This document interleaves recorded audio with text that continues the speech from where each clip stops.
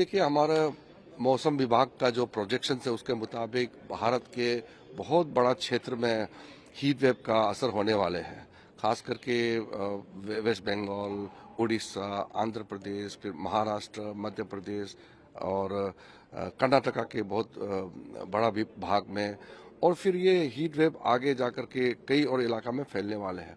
तो इसलिए heat wave के समय में, वैसे नॉर्मल समय में भी तैयारी रखना चाहिए, लेकिन अभी इलेक्शन है तो और भी हजारों लाखों लोग इलेक्शन का गतिविधि होगा, मीटिंग रैलियां होगी, फिर लोगों का आना जाना, फिर सिक्योरिटी ड्यूटी वाले मूवमेंट करेंगे, ऑफिशियल्स का मूवमेंट होगा, तो बहुत भारी मात्रा में आना जाना और गतिविधि होगा। तो ऐसा में कम से कम लोगों को नुकसान हो, इसका व्यवस्था के लिए तैयारी की हुई है। जैसे हमने प्रेडिक्शन दिया उसके हिसाब से तैयारी भी किया हुआ है। तो जो हीट वेव को रोकने के लिए और उसको संभालने के लिए जितने स्टेक होल्डर्स हैं, राज्य सरकारों के साथ में मिल करके मेरे अध्यक्षता में यहाँ 2 दिनों का बैठक हुई। उसमें भी पूरा तैयारी कैसे कैसे किया है उसका भी एक पेशकश की गई है, और आगे और क्या करना चाहिए इसका भी एडवाइजरी जारी किया गया है। तो अभी एनडीएमए का वेबसाइट में भी, गृह मंत्रालय का वहां से भी वो वेबसाइट में सबको कहा गया, बताया गया कि क्या क्या करना चाहिए और सावधानी क्या क्या बरतना चाहिए, उसका भी डिटेल बताया गया है।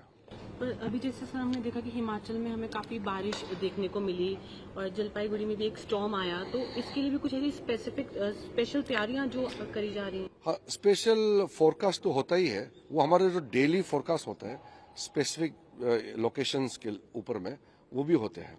और कभी कभी हम लोग लोगों को इसका एडवांस में जानकारी तो देता ही है, लेकिन जानकारी पहुंचाना बहुत आवश्यकता है, क्योंकि हम अगर फोरकास्ट भी करता है तो लोगों को उसका जानकारी हम लोग नहीं पहुंचा पाएंगे। तो हमारे पास जानकारी रख के फायदा नहीं जब तक लोगों तक हम नहीं पहुंचा पाए। इसलिए डिसेमिनेशन ऑफ इंफॉर्मेशन, एडवाइजरी को लोगों तक पहुंचाना, ये राज्य सरकारों के साथ भारत सरकार और भी कई एजेंसियां हैं, सबके साथ मिलकर के हम लोग काम कर रहे हैं।